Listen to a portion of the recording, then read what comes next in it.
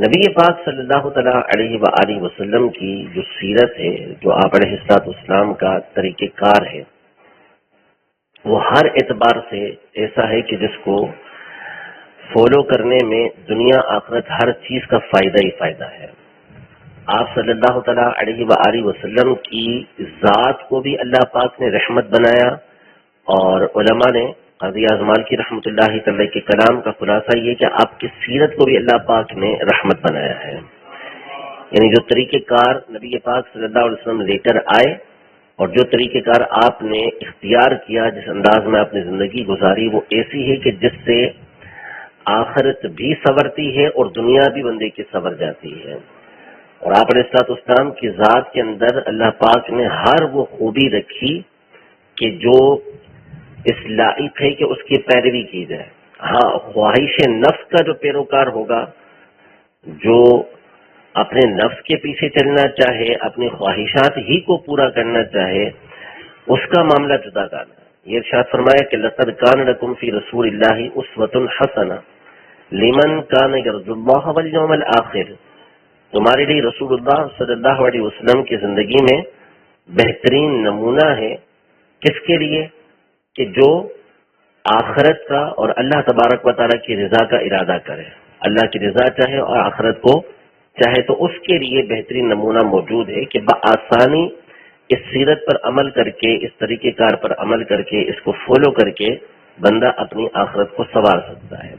نبی پاک صلی اللہ علیہ وسلم کا حسن و جمال ہو، یا نبی پاک صلی اللہ علیہ وسلم کے کمالات ہوں، یا آپ کے اخلاق کریمہ ہوں، ہر ایک کو اللہ پاک نے ایسا بنایا کہ جس کی طرف بندہ جو فطرت سلیمہ رکھتا ہے وہ مائل ہوتا ہے، اور اس کا جو دل ہوتا ہے وہ پکارتا ہے کہ یہی وہ طریقہ کار ہے کہ جس کو فالو کیا جائے گا۔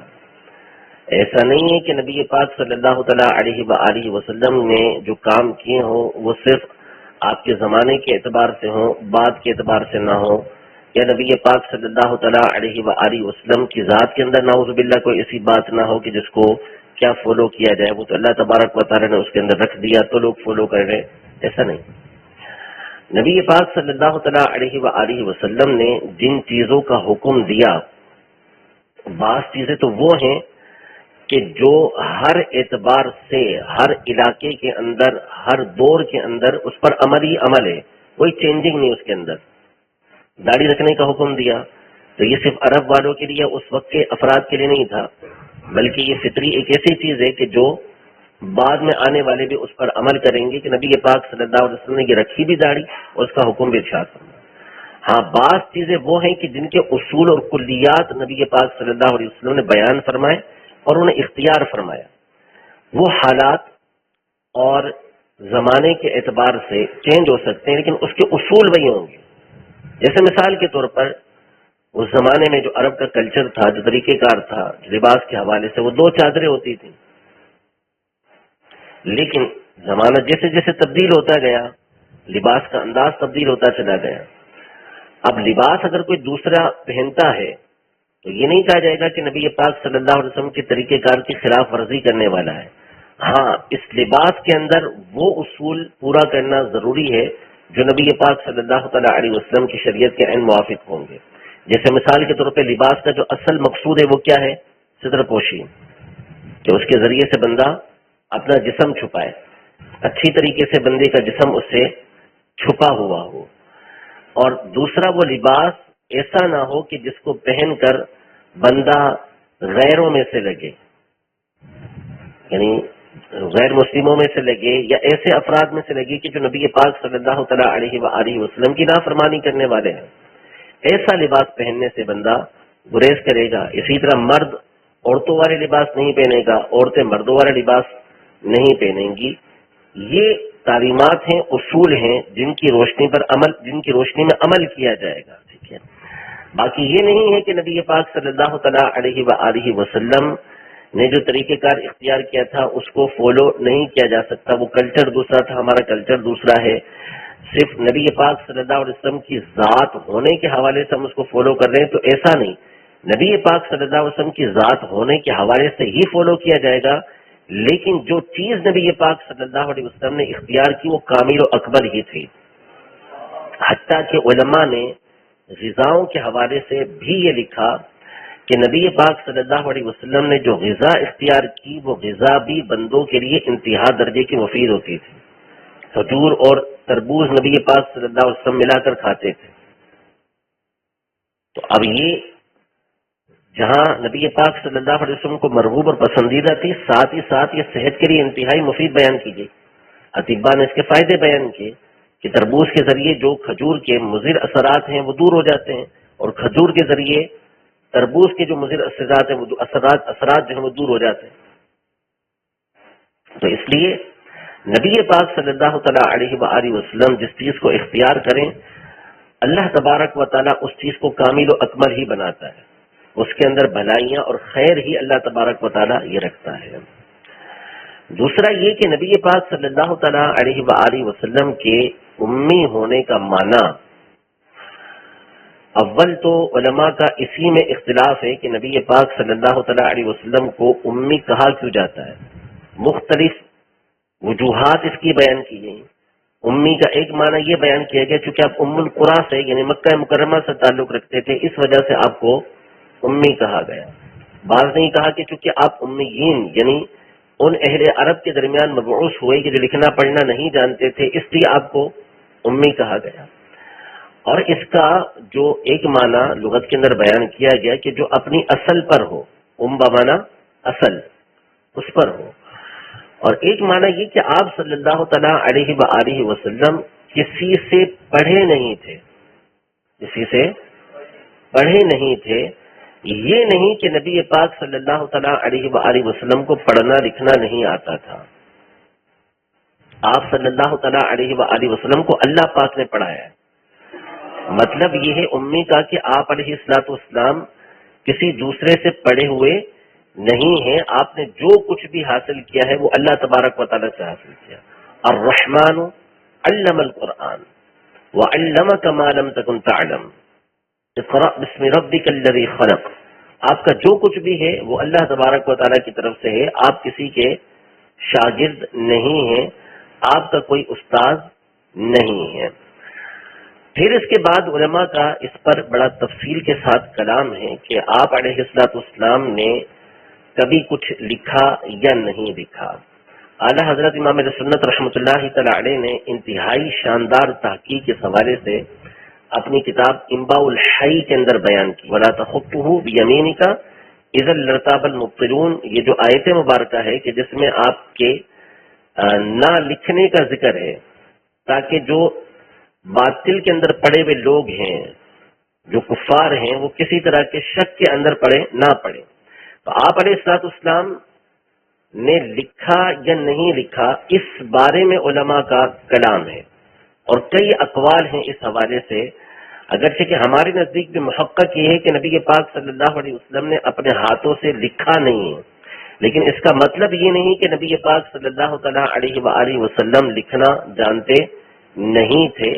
جو کچھ بھی آپ کو حاصل تھا وہ اللہ جل شانہ کی طرف سے ہی حاصل تھا. تو امی کا معنی نعوذ باللہ اگر کوئی ان پڑھ کرتا ہے تو اس کا یہ معنی بیان کرنا بالکل غلط اور باطل ہے. امی کا معنی یہ ہے کہ جو کسی دوسرے سے پڑھا ہوا نہ ہو. نبی پاک صلی اللہ تعالیٰ علیہ وسلم کی شان کے اندر یہ جو کلمات ہیں امی کے، یہ بطور معجزہ بیان کیے گئے ہیں کہ آپ علیہ الصلوۃ والسلام وہ کتاب اللہ پاک کی طرف سے لے کر آئے کہ جو بے مثل ہے، جس کی کوئی نظیر نہیں اور کوئی دوسرا اس طرح کی کتاب لا نہیں سکتا. حالانکہ آپ علیہ الصلوۃ والسلام کسی استاد سے پڑھے ہوئے نہیں ہیں. اس کا مطلب یہ ہے کہ یہ کتاب آپ نے اپنی طرف سے نہیں لکھی، اپنی طرف سے بیان نہیں کی، کسی استاد نے آپ کو نہیں لکھوائی، بلکہ یہ آپ اللہ تبارک و تعالیٰ کی طرف سے لے کر آئے ہیں. تو آپ علیہ الصلوۃ والسلام کے امی ہونے کا معنی یہ بنتا ہے. تیسرا یہ کہ نبی پاک صلی اللہ تعالیٰ علیہ وآلہ وسلم پر جب وحی نازل ہوتی تو آپ صلی اللہ تعالیٰ علیہ وآلہ وسلم کاتبین وحی جو لکھنا جانتے تھے، تقریباً 40 کے قریب افراد تھے، اجلہ صحابہ کرام علیہ رضوان تھے. اب اتنے سارے صحابہ میں سے ان 40 کو چننے کا مطلب کیا ہے کہ یہ لکھنا بہت اچھی طریقے سے جانتے تھے، جن میں حضرت سیدنا علی المرتضیٰ کرم اللہ تعالی وجہہ الکریم جیسی ہستی تھی، حضرت زید بن ثابت رضی اللہ تعالیٰ عنہ جیسی ہستی تھی، جنہوں نے چند دنوں کے اندر عبرانی اور سریانی زبان کو سیکھ لیا تھا، چند دنوں کے اندر نبی پاک صلی اللہ علیہ وسلم کے حکم پر۔ تو اتنی بڑی بڑی ہستیاں تھیں کہ جو بخوبی لکھنے کو جانتی تھیں، نبی پاک صلی اللہ تعالیٰ علیہ وآلہ وسلم ان کو جو لکھواتے تھے وہ اسی انداز میں اسے لکھتے تھے۔ اب یہاں پر جو دو کلمات کے حوالے سے گفتگو کی گئی، ایک کلمہ تو بیان کیا گیا، ورنہ حقیقتاً دو کلمے ہیں، اور یہ وہ دو کلمے ہیں کہ جو کتب کے اندر معروف بحث ہے اس کی، چاہے وہ رسم المصاحف کے باب میں ہو کہ مصحف لکھا کس طریقے سے جائے گا، یا جو تجوید کی کتابیں ہیں ان میں یہ گفتگو ہوتی ہے، اسی طرح نحو کی کتابوں کے اندر بھی ان کلمات کے اوپر گفتگو کی گئی ہے۔ اس کی تفسیر یہ ہے کہ جیسا کہ آپ جانتے ہیں جب کسی فعل کو یہ مؤکد کرنا ہوتا ہے تو اس کا ایک طریقہ کار یہ ہوتا ہے کہ اس کے آگے نون تاکید لگا دیا جاتا ہے۔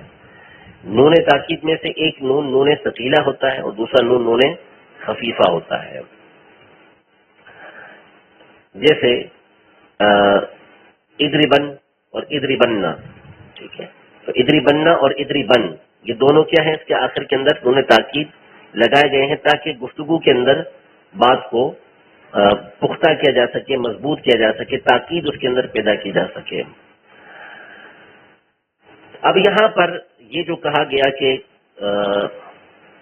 قرآن مجید فرقان حمید میں سورہ علق کے اندر کلا لئن لم ینتہی لنصفعا بالناصیہ، یہ لنصفعا میں جو نون تاکید ہے اس کو تنوین کے ساتھ لکھا گیا، آگے الف لکھا گیا ہے، اور یہ صورتاً بقول بعض کے یہ خطا ہے، یہ بالکل خطا اور باطل بات ہے۔ وجہ اس کی یہ ہے کہ یہ ابتدائی قواعد سے غفلت ہے، یا تو اس کی طرف توجہ نہیں، یا سرے سے اسے پڑھا ہی نہیں، یا اسے سمجھا ہی نہیں، کیونکہ کتب کے اندر یہ بات علم الصیغہ تک کے اندر، اسی طرح الفیہ ابن مالک میں اور کئی کتابوں کے اندر یہ بات بالکل واضح طور پر مستضح ہے کہ جو نون تاکید خفیفہ ہے، نون تاکید خفیفہ ہے، اسے اگر اس کا ماقبل مفتوح ہو، اس کا ماقبل مفتوح ہو تو حالت وقف کے اندر اسے الف سے بدل دیا جاتا ہے، حالت وقف میں اسے الف سے بدل دیا جاتا ہے۔ اور قرآن مجید فرقان حمید میں جو لفظ جس انداز میں لکھا ہوتا ہے وقف میں اس کو اسی انداز میں پڑھنا ہوتا ہے، وقف میں اسے اسی انداز کے اندر پڑھنا ہوتا ہے۔ بصریوں کے نزدیک یہ حکم ہے، جمہور بصریین جو ہیں نحات وہ یہ کہتے ہیں کہ نون تاکید جو خفیفہ ہے یہ الف کے ساتھ اسے بدل دیا جاتا ہے، یہ منون نہیں ہوتا، کیونکہ نون تاکید خفیفہ اور تنوین کی آواز کیا ہے، ملتی جلتی ہے، ان دونوں کی آواز ملتی جلتی ہے۔ اصول جو کتابت کا ہے بصریوں کے نزدیک، اور یہی قریش کی لغت کا ہے کہ نون تاکید جب خفیفہ ہو اور اس کا ماقبل مفتوح ہو تو اسے الف سے بدل دیا جاتا ہے۔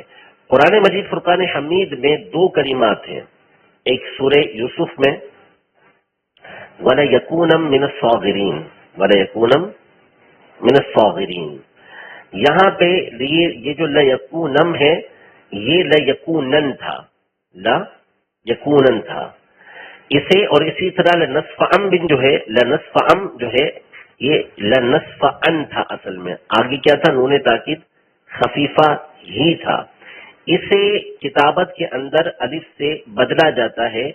اور یہ اصول صرف قرآن مجید فرقان حمید کے اندر نہیں چلتا، بلکہ جمہور بصریوں کے نزدیک اگر کوئی اور مقام ہو تو اس مقام پر بھی اسے کتابت کے اندر الف کے ساتھ لکھا جاتا ہے۔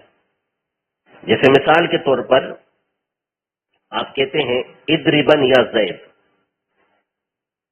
تو لکھنے کا جو طریقہ کار کوفیوں کے نزدیک ہوگا، یہ با اور نون کو لکھا جائے گا، با اور نون کو لکھا جائے گا، نون تاکید خفیفہ کو، لیکن بصریوں کے نزدیک اس کو الف کے ساتھ لکھا جائے گا۔ پڑھنے کا انداز کیا ہوگا؟ دونوں کا ایک ہی ہوگا، لیکن لکھنے کا انداز کیا ہو جائے گا؟ تبدیل ہو جائے گا۔ اب یہاں یہ کہنا کہ صحابی رضی اللہ تعالیٰ عنہ نے اسے لکھ دیا اور نبی پاک صلی اللہ تعالیٰ علیہ وسلم کیونکہ پڑھنا نہیں جانتے تھے تو آپ کو پتہ نہیں چلا، یہ بالکل غلط بات ہے۔